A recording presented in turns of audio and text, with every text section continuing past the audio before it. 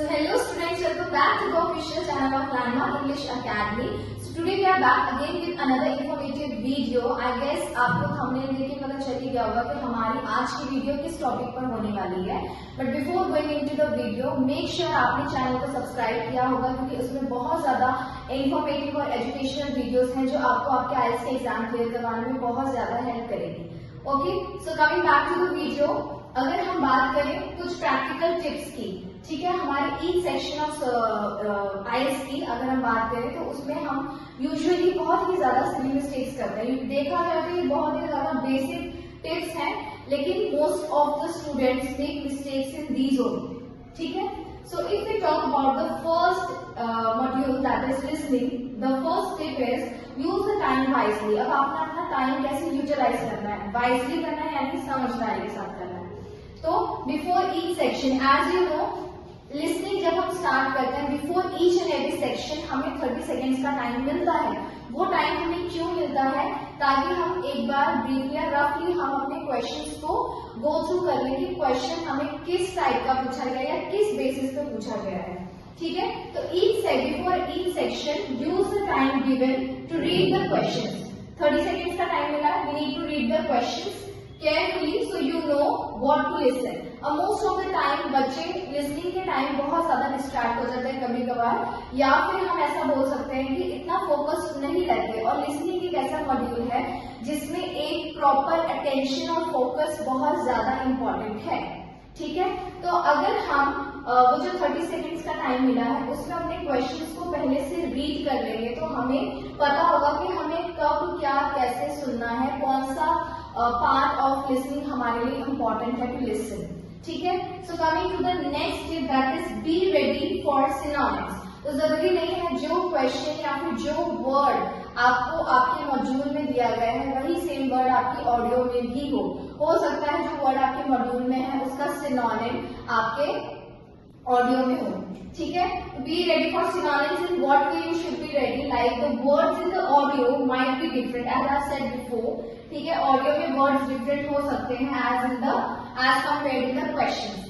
ठीक है, so you need to focus on understanding the meaning. अब इट डजंट मीन अगर वर्ड चेंज हो गया है या कुछ सिनोनिम आ गया है तो आपके क्वेश्चन का मतलब ही बदल जाता है. No, the meaning of the question remains the same. ठीक है, तो आप फोकस इस चीज पे करो कि आपको उस क्वेश्चन का मीनिंग समझना है. ठीक है, तो try to focus on understanding, not just matching the words. और मोस्ट ऑफ द स्टूडेंट्स क्या बोलते हैं, ऑडियो में इसने ये वर्ड तो नहीं बोला था तो ये इसमें है नहीं तो इसको मुझे आंसर ही नहीं मिला है. और ये एक बहुत ज्यादा जेन्युइन रीजन बोल सकते हैं हम कि बच्चों का बन जाता है, अपना क्वेश्चन मिस कर देते हैं. ठीक है, so it's a very important tip I guess, है ना. हम इसको स्टार्ट कर लेते हैं कि ये बहुत ज्यादा इंपॉर्टेंट टिप है या फिर ये एक बहुत ही ज्यादा आप बोल सकते हो टिप ऐसी याद रखने वाली है to avoid mistakes in future. Last but not the least tip of your listening is stay focused. अब हम फोकस्ड कैसे रहे, ऐसा आपको पता है कि बहुत ज्यादा डिस्ट्रैक्शंस हो जाते हैं, ये बहुत ही ज्यादा कॉमन है लिसनिंग मॉड्यूल में. ठीक है, so it's easy to get lost, that means distract. ठीक है, if you miss a word और टू, डोंट पैनिक. अगर इन केस आप अपनी ऑडियो सुनते वक्त, है ना, डिस्ट्रैक्ट हो जाते हो और कोई वर्ड मिस कर देते हो तो there is no need to get panic. Okay, what you just need to do is just keep following along. कोई बात नहीं, वर्ड मिस हो गया, आप आगे वाले क्वेश्चंस पे फोकस करो. बिकॉज आगे आने एक क्वेश्चन की वजह से या एक मार्क की वजह से आप बाकी के क्वेश्चन का फोकस हटा रहे हो. ठीक है, तो अगर वो क्वेश्चन इनकेस मिस भी हो गया, बहुत ही ज्यादा यूजुअल है ये, मिस भी हो गया, डिस्ट्रैक्ट होना या फिर आपका कोई क्वेश्चन मिस हो गया आपसे, तो it's a very common thing. Just don't get distract by that. आपको क्या करना है, पैनिक नहीं करना, बस अपने क्वेश्चन पे बने रहना है, आगे के क्वेश्चन या फॉलोअप्स पे आपने ध्यान देना है. ठीक है, क्योंकि अगर आप पैनिक हो गए या फिर आपका ध्यान हट गया उस चीज से तो आप आगे के क्वेश्चंस को भी खराब करोगे, विच विल डायरेक्टली इम्पैक्ट और which will directly affect your balance. Coming to the next module, that is reading. I guess most of the students के लिए ज्यादातर इम्पोर्टेंस वाला मॉड्यूल रीडिंग है, बाकी तो सारे मॉड्यूल्स इम्पोर्टेंट है, बट बच्चे ज्यादा अटेंशन या फिर ज्यादा फोकस रीडिंग को देते हैं. वाई? बिकॉज रीडिंग में ज्यादा कॉम्प्लिकेशंस आते हैं बच्चों को at the time of solving, at the time of finding the answers. तो उसके लिए बहुत ज्यादा टेक्निक्स होती हैं, ठीक है, प्रैक्टिस पे भी डिपेंड करता है। प्लस आपको कुछ बेसिक सी टिप्स ऐसी चाहिए होती है जो आपको सिली मिस्टेक्स करने से बचा सकती है, ठीक है। So if you talk about the first and the most common tip, that is scheme and scan. Skimming और स्कैनिंग टेक्निक एक ऐसी टेक्निक है जो आपको बहुत ही ज्यादा हेल्पफुल हो सकती है, ठीक है। For example, don't try to read every word. अब स्किमिंग और स्कैनिंग में क्या होता है, अगर आपने फॉर एग्जाम्पल आपको रीडिंग आती है 60 मिनट्स की, है ना, 1 आवर का टाइम आपके पास होता है रीडिंग करने का, लेकिन वो 60 मिनट्स भी बच्चों से मैनेज नहीं होता है। काफी बच्चों के टाइम मैनेजमेंट के साथ इश्यू होता है, ठीक है। तो उसमें हम क्या करते हैं, कुछ शॉर्टकट्स ऐसे ले सकते हैं जो शॉर्टकट भी हो प्लस हमें आंसर हमारे सही मिले। तो ये सबसे ज्यादा इंपॉर्टेंट टेक्निक है स्किमिंग एंड स्कैनिंग। उसमें हमारा क्या हो सकता है, don't try to read every word. हमें वर्ड टू वर्ड नहीं जाना है, हमें बस क्या करना है, स्किम करना है। Scheme is what means of scheme is that brisk reading. Brisk reading क्या होती है, जल्दी जल्दी आपने बस रीड करना है, पढ़ना है। आपने वर्ड टू वर्ड नहीं जाना कि वर्ड क्या लिखा है, अंडरस्टैंड नहीं करना। आपने बस कुछ वर्ड आपने स्किम करने हैं प्लस कुछ वर्ड्स आपने स्कैन करने हैं, ठीक है। और स्किम क्या करता है, scheme is for main idea. आपको मेन आइडिया के लिए स्किमिंग टेक्निक चाहिए होती है। And for scanning is for specific details. कुछ स्पेसिफिक डिटेल्स आपको चाहिए थी। फॉर एग्जाम्पल, आपको कोई ईयर दिया गया, इन द ईयर 1938, वो 1938 न्यूमेरिकल में है, तो वो आप इजीली स्कैनिंग की हेल्प से स्कैन करोगे। जैसे मशीन स्कैन नहीं करती है ना कोई पर्टिकुलर चीज को, तो वो क्या करेगा, बस कुछ स्पेसिफिक डिटेल्स को स्कैन करेगा। क्यों? To answer the questions faster, ताकि हम अपने टाइम को एफिशिएंटली मैनेज कर सकें, ठीक है। If you talk about the second tip, that is identify the keywords. अब कीवर्ड्स जो होते हैं उनको आइडेंटिफाई कैसे करना है हमें, ठीक है। So look the keywords, look for keywords in the questions. अब जब आपको कोई क्वेश्चन दिया होता है, most of the questions are hard to remember, ठीक है। क्वेश्चन बहुत ज्यादा, तो बच्चे बार बार क्वेश्चन की तरफ जाते हैं, बार बार हम क्वेश्चन देखेंगे क्या है आंसर, उसमें भी बहुत टाइम हमारा कंज्यूम होता है। तो हम क्या कर सकते हैं, हम उन कीवर्ड्स के साथ जा सकते हैं जो क्वेश्चंस में मोस्ट हाईलाइटिंग है या फिर मोस्ट इंपॉर्टेंट है, ठीक है, आई कैचिंग होते हैं जो, and match them with the words और फ्रेजेस इन द पैसेज। अब उन कीवर्ड्स को हमने क्या करना है, मैच करना है किसके साथ, उन कुछ वर्ड्स और फ्रेजेस के साथ जो हमें पैसेज में ऑलरेडी गिवन है। Okay students, I think this video is going to be a bit lengthy but it will be worth for you. Okay, so again writing module, reading and writing, I guess these are the modules that are very much खतरनाक, ठीक है। तो अगर हम बात करें writing module के task 1 और टास्क 2 की, आपको पता है कि इन दोनों को बैलेंस करना या फिर इन दोनों को प्रिपेयर करना ही बहुत बड़ा टास्क है, ठीक है। तो अगर हम टास्क 1 की बात करते हैं, for academic it is describe the main trends. अब टास्क 1 में हमने कुछ नहीं करना है, हमने क्या करना है, डिस्क्राइब करना है कुछ मेन ट्रेंड्स को। अब काफी ज्यादा ट्रेंड्स होते हैं जैसे बार ग्राफ, लाइन ग्राफ, तो मेन ट्रेंड्स को आपने क्या करना है, डिस्क्राइब करना है, ठीक है। और चेंजेस, ठीक है, विदाउट ओवर एनालाइजिंग और focusing on the clear organised comparisons. अब हमने क्या करना है कि कुछ चेंजेस को हमने बिना ओवर एनालाइज करते हुए डिस्क्राइब करना है। अब बच्चे क्या करते हैं, टास्क 1 यूजुअली शॉर्ट बनता है, 20 मिनट्स का टाइम होता है टास्क 1 में, ठीक है। तो व्हाट द स्टूडेंट डू कि अगर टास्क 1 उनका छोटा बन रहा है, अंडर लेंथ बन रहा है, तो वो क्या करते हैं, ओवर एनालाइज करना स्टार्ट कर देते हैं, जो which is not required that much, ठीक है। तो हम क्या कर सकते हैं, हमें उस चीज को बिल्कुल ही अवॉइड करना है और फोकस करना है एक क्लियर ऑर्गेनाइज्ड कंपैरिजन में, जो प्रॉपरली अगर एग्जामिनर आपका टास्क देख रहा है तो उसको कंपैरिजन समझ में तो आने चाहिए एटलीस्ट। आपकी ओवर एनालाइजिंग की वजह से they are not able to find the comparisons कि आपने कहाँ पे कौन सा कंपैरिजन किया, कहाँ क्या बताना चाहते हो, कौन से ट्रेंड्स को किस वे में ले रहे हो, कौन से कनेक्टर आप उल्टे पुल्टे लगा रहे हो, ठीक है। So you need to be very attentive plus very serious regarding your writing module plus your task, ठीक है। तो अगर हम टास्क 2 की बात करें तो उसमें स्ट्रक्चर ज्यादा मैटर करता है, ठीक है। Structure always matters in your task 2। Use the clear intro. आप एक क्लियर इंट्रोडक्शन बना सकते हो। मैंने आपको फर्स्ट वीडियो ऑफ राइटिंग में भी बताया था कि आप इंट्रोडक्शंस को कैसे मैनेज कर सकते हो, ठीक है। If you have not watch that video please go and watch on the channel. तो आप इस इसके लिए क्लियर इंट्रो प्रिपेयर कर सकते हो, बॉडी पैराग्राफ्स बना सकते हो फॉर ईच मेन पॉइंट, ठीक है, एंड कंक्लूजन। अब मैंने यूजुअली आपको बताया था कि इनिशियली टास्क 2 में BP1 के BP2 में हम पीक मेथड को फॉलो करते हैं, ठीक है। अब हमारा पीक मेथड क्या होता है, मेन पॉइंट बताना होता है, हमने उसको इलैबोरेट करते हैं हम, फिर उसका एग्जांपल देते हैं, फिर हम अपना पॉइंट क्लोजर करते हैं, हेंस या देयरफॉर लगा के। So coming to the next point of tip, that is vocabulary variety.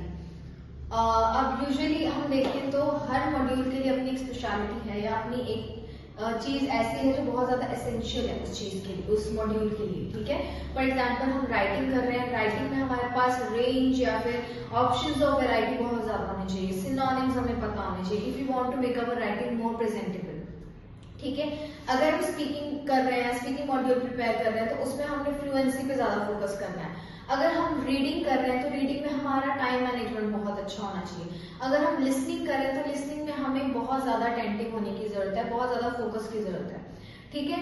तो ये एक आप बोल सकते हो एक की एस्पेक्ट है या फिर एक बहुत ही ज्यादा की इंपॉर्टेंट पॉइंट है, इसको बोल सकते हैं हम कि वोकैबुलरी वैरायटी। हमारी वोकैबुलरी की वैरायटी बहुत ज्यादा होनी चाहिए। फॉर एग्जांपल अगर हम बात करें show of a range of vocabulary, यहाँ पे आपने ना थोड़ा सा शो ऑफ करना है, ठीक है। आपने रेंज ऑफ वोकैबुलरी बतानी है कि आप जितनी ज्यादा वोकैब आप यूज कर सकते हो आप करो, ठीक है।